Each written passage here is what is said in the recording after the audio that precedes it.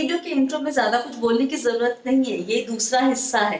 पहला हिस्सा नहीं देखा था डेट फंड के सवालों से जुड़ा हुआ, तो वो नीचे पहले देखिए जाके, हमारे जो वीडियो वाला जो टैब है ना उसमें लिखा हुआ आएगा, सेकंड नंबर पर होगा आई गेस, तो वो आप जरूर देख लीजिए पहले। तो ये दूसरा हिस्सा है, जैसा कि मैंने आपको पहले वीडियो में बताया था कि 40-50 क्वेश्चन मैंने छांटे थे और उसमें को फिर कंपाइल करके मैंने सवालों को दो हिस्से में बांट के दो वीडियो बनाया है डेट फंड से जुड़ा हुआ, ताकि आपके दिमाग में जो भी उलझन है डेट फंड को लेकर वो कम हो सके, अगर पूरी तरीके से दूर ना भी हो पाए तो। सवालों के जवाब देने के लिए हमारे साथ उस वीडियो में थे महेंद्र कुमार जादू जी, जो है chief investment officer fixed income Miura asset mutual fund. उन्हीं से हम बातचीत आज भी जारी रखेंगे। तो फटाफट अब हम सवाल जवाब का सिलसिला शुरू करते हैं, सीधे चलते हैं महेंद्र जी। महेंद्र जी शुक्रिया सेकंड पार्ट के लिए हमसे बात करने के लिए। सवाल क्योंकि बहुत ज्यादा है, इसलिए हमें लगा कि एक पार्ट में ये सब सवाल के जवाब नहीं हो पाएंगे, तो दूसरा पार्ट इसलिए। एक बात ये होती है महेंद्र जी, इक्विटी में बड़ा सिंपल होता है कि भाई 5 साल से ऊपर का नजरिया है तो आपके पास इक्विटी में ऑप्शन है। आप हाँ स्मॉल कैप, कुछ नहीं तो आप लार्ज कैप में लगा दीजिए, आपको पता है कि आपका जो रिटर्न है लंबे वक्त में ठीक ठाक आ जाएगा। यहाँ पे क्योंकि ड्यूरेशन का खेल होता है डेट फंड में बहुत ज्यादा, तो सिलेक्शन मुश्किल हो जाता है। तो कैसे, हमने कहा इमरजेंसी फंड है, छोटा बहुत छोटा वक्त है तो लिक्विड फंड की तरफ चले जाओ, लेकिन उसके आगे जब बढ़िए आप, जहाँ पे आप 1 साल 2 साल 3 साल 5 साल की बात करते हो और कहीं कहीं पर ड्यूरेशन का जिक्र ही नहीं होता है 16 कैटेगरी में, तो वहां पे सिलेक्शन क्राइटेरिया क्या होना चाहिए फंड का? देखिए, डेट फंड में सिलेक्शन क्राइटेरिया मेरे ख्याल से बहुत सिंपल है, इक्विटी से बहुत सिंपल है। सबसे पहला है कि आपका इन्वेस्टमेंट होराइजन क्या है। तो आपका जितना लंबा इन्वेस्टमेंट होराइजन है उसके हिसाब से आप फंड चूज कर सकते हो। अब जैसे सेबी ने 16 कैटेगरी बनाया है, 16 डिफरेंट टाइप्स के फंड है, बट मेरे ख्याल से जो 3 प्राइमरी कैटेगरी है, short term, then short-term funds and then the long-term funds, which are largely the banking PSU, corporate bond and dynamic। और दूसरी जो चीज है उसमें आपको ये ध्यान रखना है कि पैसे आपने किसी को दिए तो आपको वापस मिलने चाहिए, तो आप क्रेडिट क्वालिटी जो फंड की है उसको बहुत कंजर्वेटिव होना चाहिए।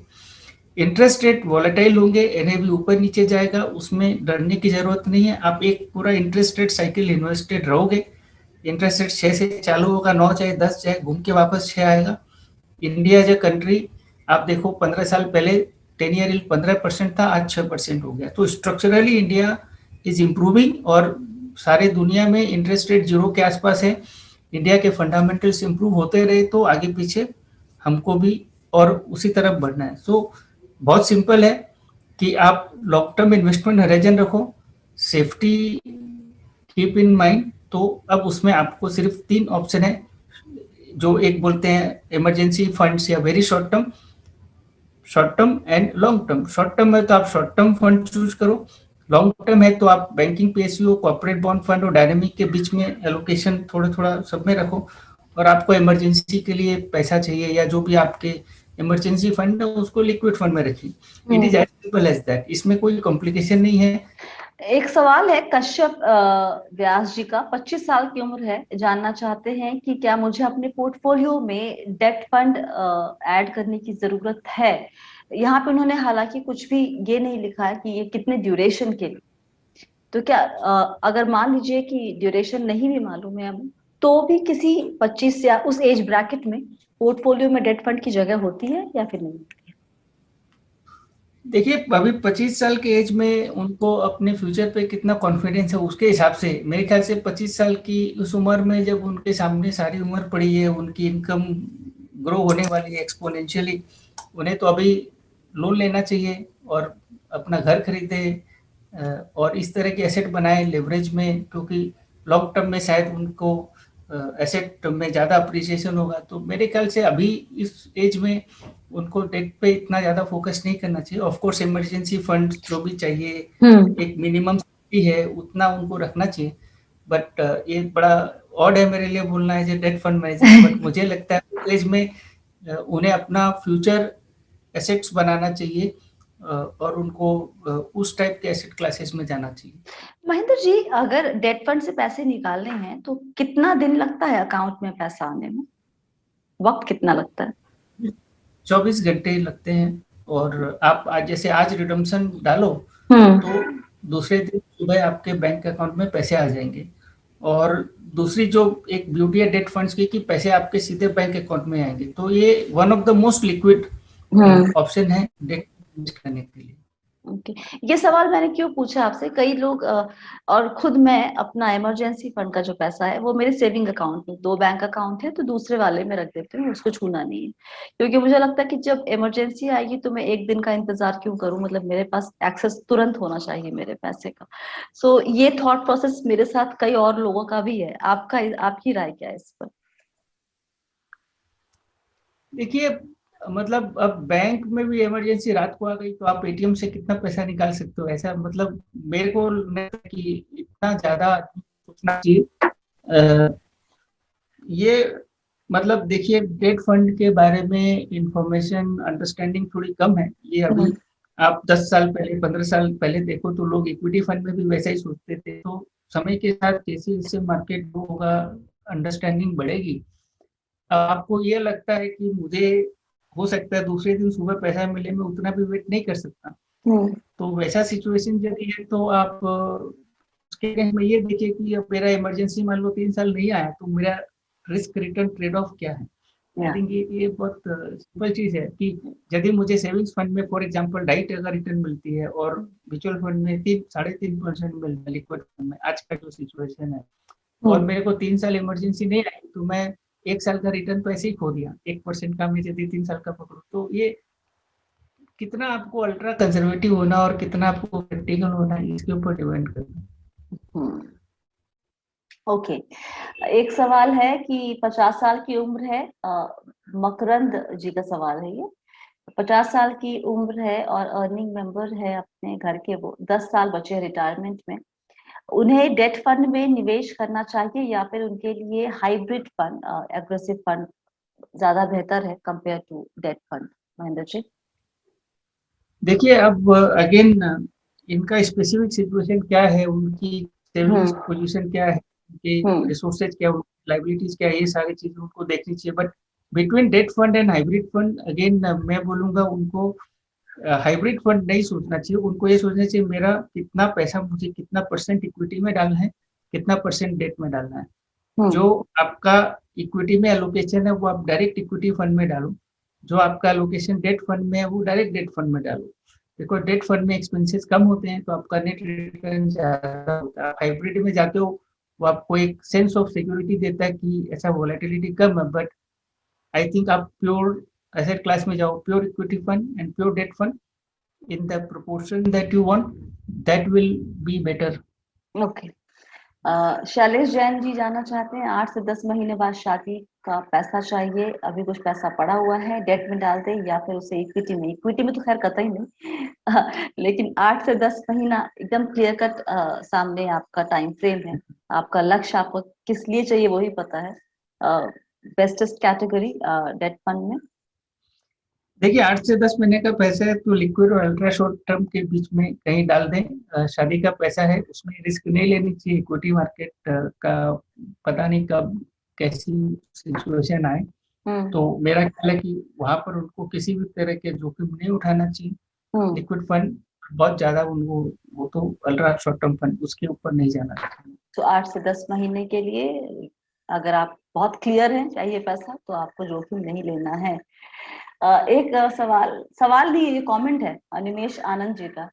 डेट फंड से पहले पैसा निकाल लिया, return was so bad, saving account he better है ऐसा फील हुआ अब इस फीलिंग का क्या किया जाए?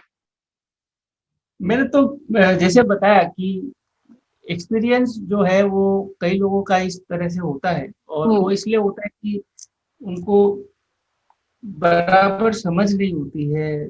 कई बार मिस एलोकेशन हो जाता है, इंफॉर्मेशन गैप होती है, अंडरस्टैंडिंग गैप होती है। तो 99% ऑफ सच केसेस में आइदर इन्वेस्टमेंट होराइजन या रिस्क प्रोफाइल या क्रेडिट क्वालिटी का मिसमैच है। कई बार अब जैसे आप इक्विटी में बोलो, कई लोग बोल सकते हैं कि मार्च में हमने पैसा निकाल लिया, लॉस हुआ, बट इक्विटी मार्केट वापस ऊपर आ गया। डेट में भी वैसा ही होता है, सारे मार्केट ऐसे ही होते हैं। सो मुझे लगता है कि जरूरत है कि जब आप इन्वेस्ट करो तो उसमें क्या टाइप की रिस्क हो सकती है, किस तरह की वोलेटिलिटी होती है, उसको थोड़ा और अच्छी तरह से समझें। बैंकिंग पीएसयू पे 2 सवाल है। एक सवाल है निखिल का, banking and PSU fund long term के लिए सेफ है कि नहीं है, और दूसरा सवाल था कि 1 साल के लिए निवेश करना हो अगर, तो क्या मैं बैंकिंग और पीएसयू फंड को की तरफ जा सकते हैं कि नहीं? तो मेरा ख्याल है बैंकिंग पीएसयू डेट फंड बहुत सेफ है। तो आप जैसे अभी सिचुएशन की बात करें और अभी जो परपेचुअल बॉन्ड्स है उसको लेके कहीं ना कहीं थोड़ी नर्वसनेस, थोड़ी बहुत अनसर्टेनिटी है। बट आप एक चीज देखिए कि लास्ट 3 साल में हमने डेट मार्केट में जितने चैलेंजेस देखे उतना शायद हमने लास्ट 20 साल में कभी एक साथ इतने चैलेंजेस नहीं देखे।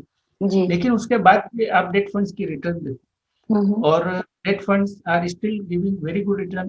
Now there can be 1 or 2 isolated events or situation जहाँ पे कुछ लोगों को शायद डिसअपॉइंटमेंट हुआ हो, but as a thumb rule, as a general observation, I think काफी अच्छा हुआ है। तो I why I am saying this is कि आगे भी चल के यदि बैंकिंग पीएसयू डेट फंड में इधर उधर थोड़ा बहुत होता भी है, but at an aggregate level मुझे तो बहुत सेफ लगता है। I have never had any doubt.